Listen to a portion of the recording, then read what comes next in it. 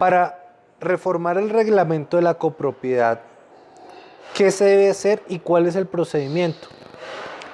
El artículo 46 de la Ley 675 es claro en indicar que toda reforma al reglamento de propiedad horizontal debe ser aprobado en una asamblea general de propietarios con el voto favorable de un número de ellos que represente el 70% del total de los coeficientes. Este artículo fue declarado norma de orden público por la Corte Constitucional a través de la sentencia C-738 del 2002. ¿Por qué quiero hacer énfasis en esto?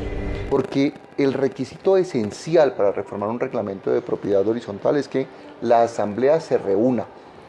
A veces se reforman los reglamentos por la constructora sin contar con la asamblea, diciendo que simplemente había una cláusula en el reglamento que les permitía modificar cuantas veces lo quisieran.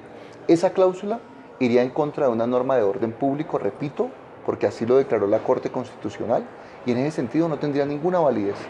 Esa reforma de reglamento será completamente nula, porque iría en contra de una norma de orden público. A veces también se reforma en asambleas no presenciales, donde simplemente se envían las cartas y no se tienen en cuenta estos requisitos establecidos en el artículo 46. Entonces quiero ser claro, se requiere el voto favorable de un número de propietarios que represente el 70% del total de coeficientes. Y cuando digo el 70% es del total de coeficientes.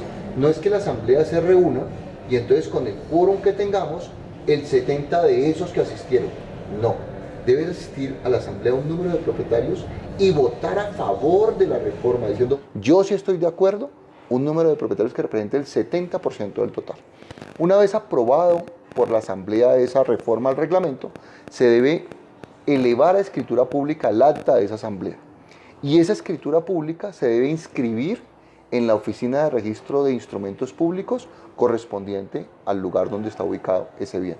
Solo después de eso se entenderá reformado el reglamento de propiedad horizontal. Quiero ampliar un poco más la respuesta porque algunos dicen, ¿y el reglamento interno? El reglamento interno en la ley de propiedad horizontal no existe como tal. Ese reglamento, si se quiere entender como una reforma al reglamento de propiedad horizontal, debe hacer parte de la escritura pública. No significa que podamos tener un reglamento interno que no sea parte de la escritura pública. Estoy de acuerdo con esa parte. Pero entonces ese reglamento interno no podrá contener normas contrarias al reglamento de propiedad horizontal, ni nos servirá tampoco para aplicar sanciones. Obviamente de las sanciones tendríamos que hablar en otro video, pero te anticipo de una vez que ese reglamento interno no sirve para eso. Hay dos tipos de reglamentación. Hay unas reglamentaciones que son para sanciones, pero hay otros tipos de cambios en el reglamento que afectan los coeficientes de las áreas privadas. Cuando se afectan los coeficientes de las áreas privadas, por lo general es muy oneroso. Y es porque cada una de esas áreas privadas tiene que tener un folio diferente. ¿Qué podemos hacer en esos casos para que no sea tan oneroso o no se puede hacer nada contrario? Quiero ser totalmente honesto con usted. Antes pensábamos que se podía hacer algo. Definitivamente no.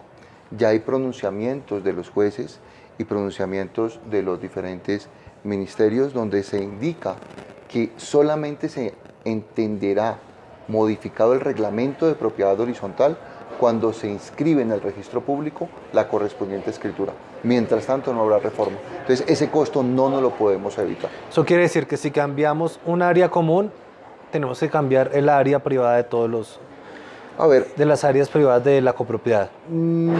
Sí, si convertimos un área común en privada, como a esa área común que vas a hacer privada le tenemos que dar un número de matrícula inmobiliaria y un coeficiente de copropiedad, todos los demás disminuyen y hay que reformar el reglamento de propiedad horizontal.